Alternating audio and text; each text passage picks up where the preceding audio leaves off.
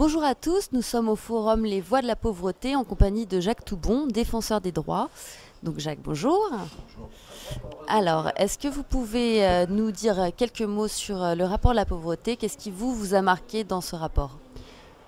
Ce qui me frappe cette année, en dehors naturellement des statistiques proprement dites qui marquent une situation de pauvreté, et notamment une situation de pauvreté pour les familles monoparentales par exemple, ou une situation de pauvreté pour les enfants, le grand nombre d'enfants pauvres.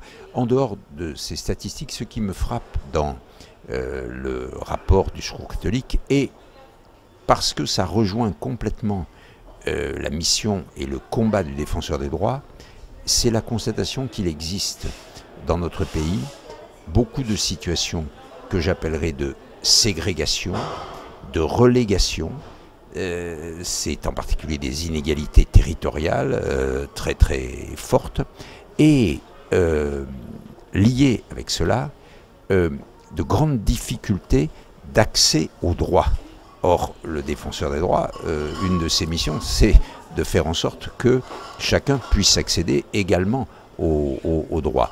Et je trouve qu'il est très intéressant que le Secours catholique prenne cette question de la pauvreté sous cet angle, pas seulement comme le Secours catholique le fait depuis des décennies, naturellement sous un angle économique, sous un angle social, sous un angle politique, il faut le dire, mais aussi sous l'angle de comment est-ce que, à travers l'effectivité des droits, on peut prendre en compte la pauvreté, la précarité, et remédier à la pauvreté et à la précarité. Et on le sait très bien, les situations qui existent dans notre pays, c'est le hiatus, la différence qui existe entre des droits proclamés et les droits réalisés. C'est le cas par exemple pour les étrangers ou pour les migrants, où on s'aperçoit que des droits fondamentaux, des droits sociaux qui leur sont reconnus, en réalité ne sont pas réalisés. Ils sont victimes d'une discrimination parce qu'ils sont étrangers ou migrants. Et le défenseur des droits l'a mis en valeur dans un rapport que nous avons fait au mois de mai dernier sur les droits fondamentaux des étrangers en France. Eh bien, ce sont ces situations d'écart entre la proclamation des droits, l'ampleur de notre système de protection sociale, et d'autre part, la non-effectivité des droits pour des millions et des millions de personnes qui sont pauvres et en situation précaire, qui me paraît être la donnée fondamentale contre laquelle il faut absolument se battre aujourd'hui. Alors j'ai l'impression que vraiment le non-recours, parce qu'on parle aussi un petit peu de ça, voilà, c'est un sujet qui devient un petit peu central. Oui. Qu'est-ce qu'il y a comme solution par rapport à ça? Alors, du coup, sur le non-recours, effectivement, c'est lié notamment par exemple à ces inégalités territoriales, puisque les services publics ne sont pas également répartis sur le territoire, qu'il y a beaucoup de personnes ou beaucoup de quartiers qui sont éloignés des services publics et de leurs droits, et qu'il y a aussi beaucoup de réactions de la part de beaucoup de personnes qui sont ce que j'appelle l'aquabonisme, c'est-à-dire mais pourquoi est-ce que je ferais une démarche, parce que de toute façon ça sert à rien, moi de toute manière je ne l'aurai pas. Cette idée, vous savez, qu'il existe deux poids deux mesures, qu'il y a des gens qui ont tout et puis d'autres qui n'auront jamais rien en quelque sorte, et nous devons d'abord lutter contre ça, c'est-à-dire qu'il faut par la connaissance, par l'éducation, par la communication, montrer qu'il existe des droits et des systèmes de recours aux droits. Et là, il y a une collaboration très importante à monter entre les associations, des grandes associations comme le Secours catholique par exemple, qui sont sur le terrain, et le défenseur des droits, mais aussi bien entendu les avocats, les juges, puisque le défenseur des droits n'est pas le seul système de recours aux droits. Et puis, il faut naturellement que l'on travaille sur un sujet qui est d'une part l'éloignement des services publics, l'amenuisement des services publics, l'amenuisement des services d'accueil, d'information, d'orientation dans les services publics, et notamment le recours systématique aujourd'hui à la virtualisation, au système informatique dématérialisé, oui, au numérique, où il y a beaucoup de numérique, où il y a beaucoup de personnes qui ne peuvent pas y accéder, ce qu'on peut appeler les illettrés numériques, qui ont probablement 25% de la population en France et de cette situation. Et puis, naturellement, il faut que l'on fasse en sorte que les complications administratives diminuent. Aujourd'hui, notamment, parce qu'on essaye, et à juste titre, je dirais, les systèmes sociaux, par exemple, essayent de lutter contre les fraudes, la lutte contre la fraude sociale. Bon. On aboutit à la mise en place de labyrinthes, de chicanes, de systèmes dans lesquels il y a beaucoup de personnes qui ne peuvent pas rentrer. Donc, autrement dit, entre le droit tel qu'il existe et la possibilité pour telle ou telle personne d'arriver jusqu'à la réalisation du droit, il y a aujourd'hui un chemin que des millions de personnes ne peuvent pas franchir. Eh bien, ce chemin, il faut d'une part le simplifier, le raccourcir. Je ferai dans quelques semaines un rapport sur les effets pervers, en quelque sorte, de la lutte contre la fraude sociale.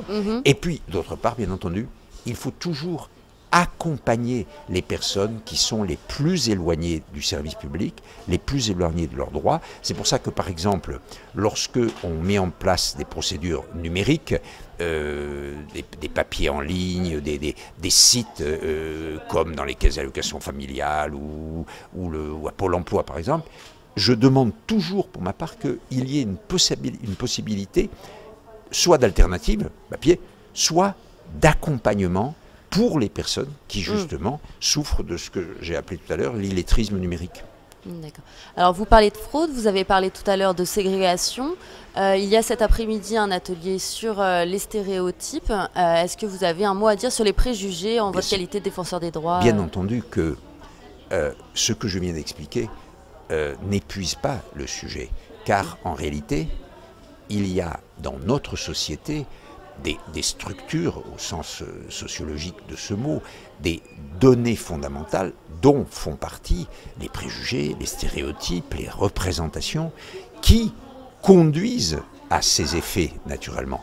Et c'est pourquoi j'ai fait, au printemps dernier, une grande enquête sociologique, scientifique, où nous avons interrogé 5000 personnes sur justement l'accès au droit, le non-recours au droit. Je vais commencer dans les semaines qui viennent, après avoir exploité les données, à publier au fur et à mesure les différentes données extrêmement riches qui sont issues de cette enquête. Mais il est clair que une des données, c'est qu'on voit combien il existe d'obstacles dans la société, dans les représentations, dans la manière dont, par exemple, on conçoit les rapports hommes-femmes, par exemple, ou dans la manière dont, encore aujourd'hui, on discrimine l'origine, ou le handicap, ou l'âge, ou la santé. Dans toutes ces données sociologiques se trouve certainement la base de beaucoup de ces difficultés d'accès au droit, et justement de non-recours. On constate par exemple que parmi les personnes qui se sentent discriminées, il y en a une toute petite fraction qui, comment dirais-je, font appel de cette discrimination. Est-ce que c'est parce qu'elles ont honte? Est-ce que parce qu'elles craignent des représailles? Ou est-ce que pas simplement elles ont le sentiment que ça fait partie, et c'est ça le préjugé et le stéréotype, de la nature des choses, parce qu'elles sont différentes et qu'en quelque sorte, la société dit, parce que vous avez cette différence, eh bien vous ne devez pas être traité également. Eh bien non, c'est exactement l'inverse. C'est parce qu'il y a ces différences qu'il faut se battre pour que tout le monde soit traité également. Oui, il ne s'agit pas de consentir à l'opprimation. De consentir à la fatalité, à l'oppression des minorités, à la fatalité des inégalités. Et donc, c'est ça, et cette enquête-là va nous donner des éléments, et notamment pour nous, le défenseur des droits, mieux travailler, peut-être nous faire mieux connaître, parce que nous ne sommes pas suffisamment connus, et avec nos 450, bientôt 500 délégués sur le territoire, essayer d'aller encore plus, de nous projeter encore mieux vers la demande sociale.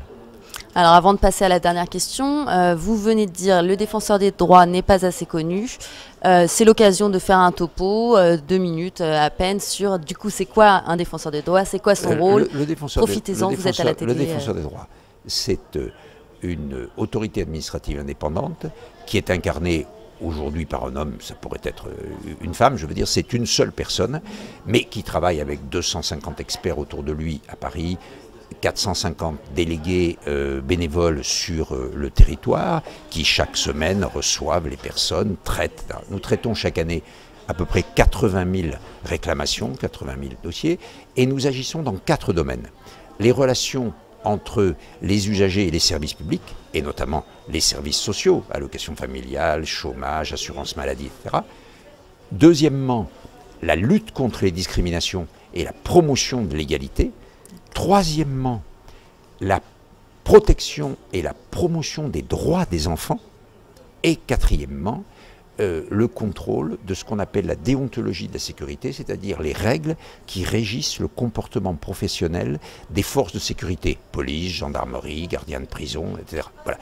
Et dans ces 4 domaines, il existe des droits, et ces droits, nous essayons de faire en sorte qu'ils soient effectifs, et quelquefois aussi, quand la loi est insuffisante, nous proposons qu'elle avance, que l'on fasse des progrès législatifs ou réglementaires pour que les choses changent.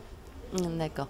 On arrive à la dernière question. Et nous pouvons être saisis de manière totalement libre, par courrier, sur notre site défenseurdesdroits.fr, sur notre plateforme téléphonique. Il n'y a aucune condition, c'est totalement gratuit, c'est totalement confidentiel, c'est très ouvert. D'accord. Et donc, dernière question, qu'attendez-vous de cette journée? Qu'est-ce qui fait que vous êtes là aujourd'hui au Forum Les Voix de la Pauvreté? Premièrement, c'est une forme de reconnaissance aussi du rôle que joue le Secours catholique. Je prendrai un exemple. Nous sommes beaucoup occupés, nous, des migrants à Calais. Et le Secours catholique, sa délégation sur place, a joué un très grand rôle dans le camp de la Lande et dans la prise en charge et l'aide à ces migrants. Donc c'est une forme de reconnaissance, c'était très important. Deuxièmement, c'est naturellement de partager avec vous, tout simplement, cette connaissance du terrain, de la réalité humaine et sociale de notre pays. Je pense que plus il y aura des personnes investies, des responsabilités qui partageront ce constat, plus on pourra combattre naturellement cette situation. Et enfin, c'est simplement d'expliquer comment, à ma place, je peux, pour l'accès au droit, avec des associations comme le Secours catholique, travailler à ce que des milliers et des milliers de personnes qui, jusque-là, ne voyaient pas leurs droits réalisés, puissent bénéficier réellement de leurs droits. Autrement dit, c'est agir pour chaque individu, mais aussi pour l'ensemble de notre collectivité, les choses changent. D'accord. Merci beaucoup.